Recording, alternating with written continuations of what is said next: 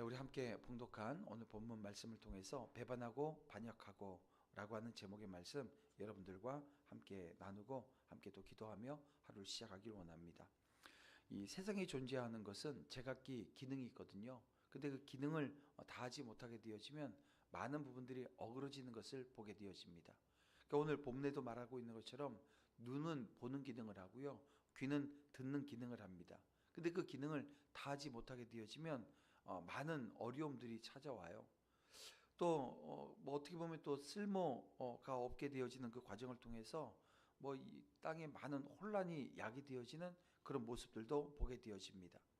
자, 하나님은 예레미야를 통해서 이스라엘이 하나님의 백성으로서 기능을 다하지 못했다고, 그리고 또 그 가운데 지도자들이 더욱 그러했다고 지금 책망하는 모습을 우리는 함께 읽었습니다. 하나님은 이스라엘 백성의 어리석음과 그 지각 없음을 이렇게 표현하십니다. 눈이 있어도 보지 못하고 귀가 있어도 듣지 못한다라고 하는 말씀으로 표현하시는 것을 보게 되어집니다. 만약 그들의 눈과 귀가 제대로 기능을 다했다고 한다면 그 하나님이 바다와 땅의 경계로 삼아 놓은 이 모래를 보면서, 또 바다가 땅으로 넘어가지 못하는 그런 것을 보면서, 또 이른 비와 늦은 비를 주셔서 이 곡식을 익게 하시는 그것을 보면서 하나님을 깨닫고 하나님을 경외하며 섬기는 자리에 섰을 거라는 것입니다. 그러나 그들은 하나님을 배반하고 반역해요. 하나님의 계시를 물리치고 자기들의 죄로 하나님의 그 좋은 것들을 막았다는 것입니다. 즉 보고도 못 들은 것이 아니라 보고 듣고 알면서도 그들이 등을 돌려버렸던 겁니다. 사람은 하나님의 뜻에 맞지 않는 행동을 하고서도 이 몰랐다라고 하는 변명을 합니다. 하지만 사실 대부분 알면서도 하지 않았거나 이 거역한 경우가 이 대부분이거든요. 여러분, 우리는 과연 하나님의 백성답게 살고 있는가? 오늘 이 아침 다시 한번 하나님이 주시는 은혜로 물을 수 있기를 원합니다. 혹여 알면서 거역하고서 알면서도 거역해요? 그리고 몰랐다고 이 변명하고 있지는 않은지 우리는 자신을 돌아보는 과정이 있어야 될 줄 압니다. 나라가 부패하면 정직한 사람은 억울한 일을 당하고요, 악인은 번창하게 되어집니다. 악인들은 덫을 놓아 사람을 잡고 속임수를 사용합니다. 그래서 번창하고 이 거부가 되어서 이 살찌고 윤택해지죠. 놀랍게도 근데 이 악인들이 오늘 누구냐 하면 본문에 보니까 재판을 맡은 지도자들입니다. 이들이 이 고아와 빈부의 송사를 공정하게 하지 않아요. 그래서 부자들 편에 섭니다. 왜 그랬을까요?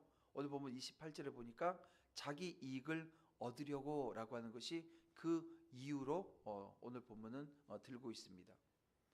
여러분, 사람이 자기 이익을 추구하는 것은 어떻게 보면 자연스러운 것입니다. 모든 이 생산활동, 우리가 나가서 일을 하고 또 하는 모든 과정들을 보게 되어지면 대개가 이 자기 이익을 위해서 이 얻으려고 하는 데서 비롯되어집니다. 그러므로 이 정당한 방법으로 자기 이익을 추구하는 것은 여러분 비난한다, 그것을 비난한다, 이거 어떻게 보면 잘못된 것입니다. 그래서 오늘 본문에 제기되어진 자기 이익을 추구하는 것을 심한 악으로 규정하며 비난하는 것은요, 그들의 자기 이익 추구가 정당한 것이 아니었기 때문입니다. 다시 말해서 이 다른 사람이야 어찌 되었든지 간에 자기 이익만 생각하는 이기적인 자들로 이 부정한 방법으로 이익을 추구하고 있기 때문에 그런 거예요.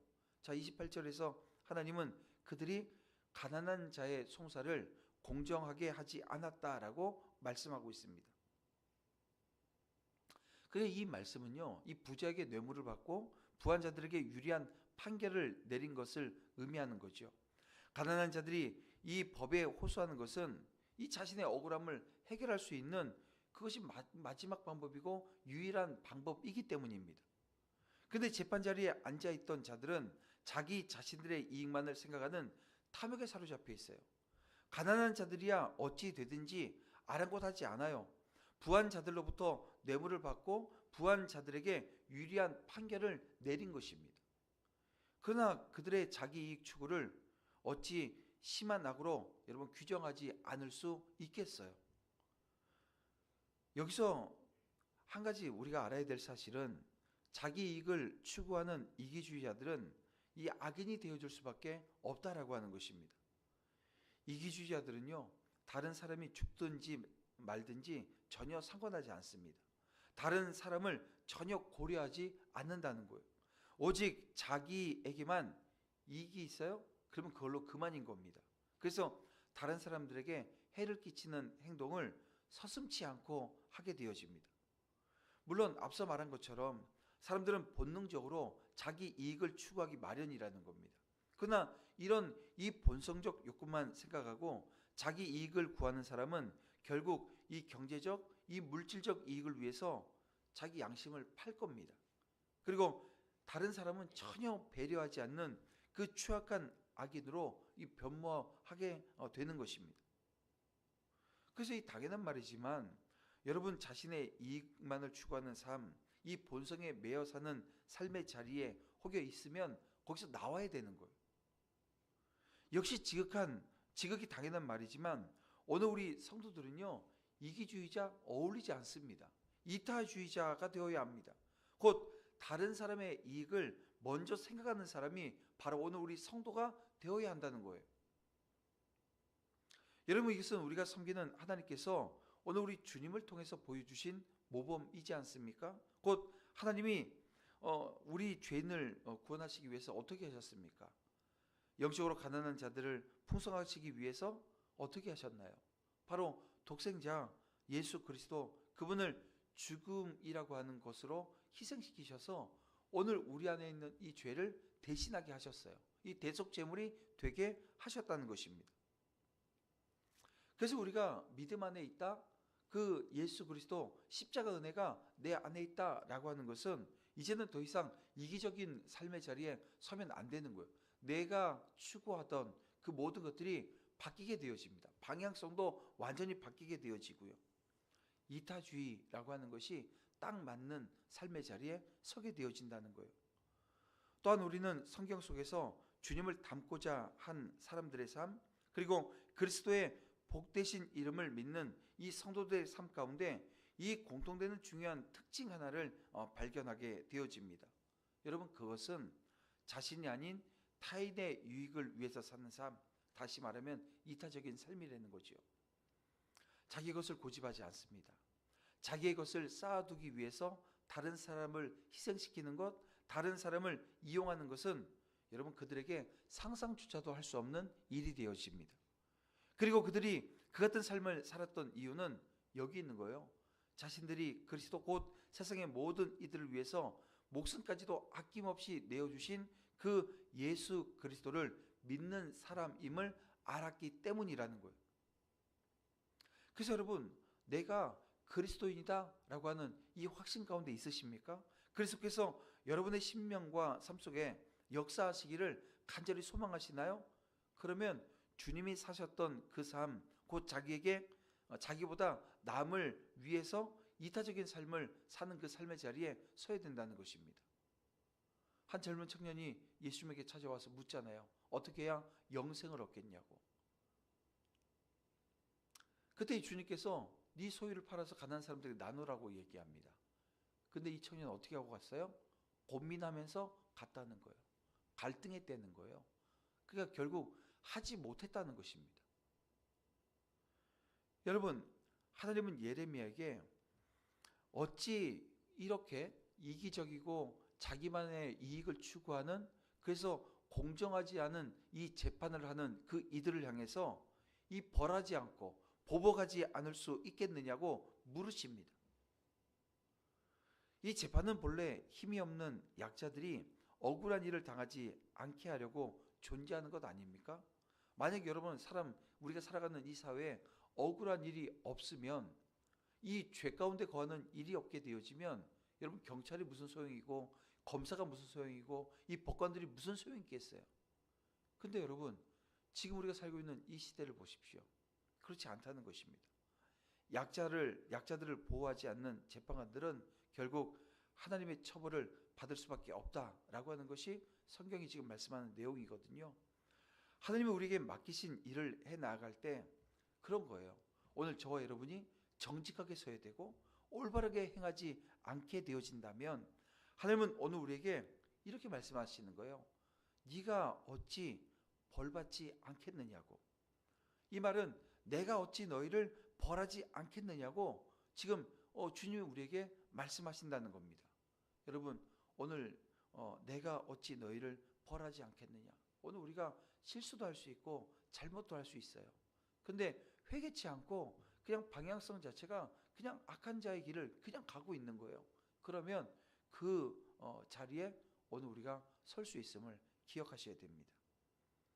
자, 하나님은 오늘 30절에 보니까 무섭고 놀라운 일을 말씀하시는데요. 바로 백성이 악한 지도자를 어떻게 여겨요? 좋게 여긴다는 거예요. 아니, 악한데, 누가 봐도 악한데 그걸 좋게 여긴다는 거예요. 하나님의 말씀을 엉터리로 가르치는 선지자와 이 권세를 부리는 제사장이 백성들에게 지금 인정을 받고 있다는 것입니다. 백성은 저들에게 이 쇠뇌되다시피 해서 이 무엇이 옳고 그른지, 어떻게 잘못된 지도자들에게 대처하는 것이 맞는지 이걸 지금 모르고 있는 것입니다.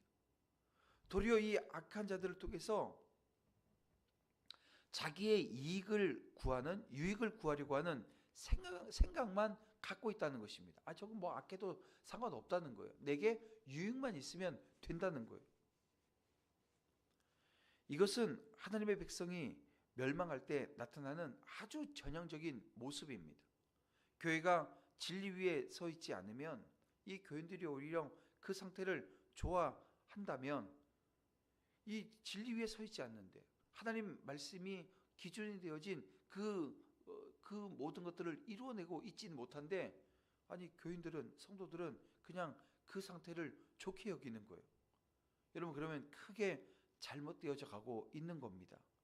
우리는 어떻게 해든 이 진리 위에 서기 위해서 최선을 다해야 됩니다. 엎드려 기도해야 되고 말씀 가운데 하나님의 뜻을 쫓아 믿음의 길을 걸어가야 되는 겁니다. 여러분 우리는 무슨 일을 하든지 정직해야 되고 바르게 해야 됩니다. 왜요? 그 모든 과정을 통해서 하나님의 영광이 드러나기 때문에 그렇습니다. 만약 오늘 우리가 이 공동체가 이 제 기능을 다하지 못한다면 올바른 방법으로 살지 않는 자들을 용납하거나 그들 편에 서서 이기적인 욕심을 채운다면 하나님을 경하게 여기는 것이 되어진다는 거예요. 그래서 오늘 우리에게 맡겨진 일들을 하나님의 뜻에 따라 최선을 다해 올바르게 감당하는 성도가 되는 것, 이거 여러분 오늘 우리가 가야 될 방향성인 것입니다. 맡겨진 일, 그러니까 사명이겠죠. 그래서 주님의 사명으로 다시 서는 것. 그러니까 오늘 우리가 그래서 한 발을 내딛고 그 주님이 주시는 은혜를 구하며 나아갈 때 하나님께서는 오늘 나를 통해서 이 공동체를 통해서 마지막 때 하나님의 나라가 더욱더 확장되어질 수 있도록 인도하시는 은혜의 자리 저와 여러분이 이루어 나가고 세워나가는 그 성령 하나님의 인도하심 속에서 승리하는 그 믿음의 길 가게 될 것입니다. 오늘 하루 여러분의 삶 가운데 하나님의 뜻을 쫓아 최선을 다하는 삶의 자리 되어지는 은혜 있기를 주님의 이름으로 축원함을 드립니다. 이렇게 주신 말씀 붙들고 이 아침 함께 기도하며 나아갑니다. 기도할 때 이렇게 기도하며 나아가겠습니다. 하나님, 우리의 삶이 하나님이 주시는 은혜로 말씀이 오늘 우리의 존재 기반되어서 현실을 지탱하고 우리의 미래를 결정한다라고 하는 것을 믿는 믿음 가운데 오직 말씀으로 오늘 우리의 삶을 세워나가게 하여 주시옵소서. 그 인생의 그 답이, 그 인생의 미래가 말씀 안에 있으므로 주님의 명령에 순종함으로 하나님을 드러내는 그 삶을 온전히 살게 하여 주시옵소서. 우리 다 같이 주여 한번 부르면서 간절함으로 오늘 우리 주신 말씀 기억하며 그 말씀 가운데 함께 기도하고 오늘 우리 안에 회개가 있고 결단이 있는 그런 아침 시간 되어지길 원합니다. 우리 함께 기도하며 나아갑니다. 주여 아버지 하나님,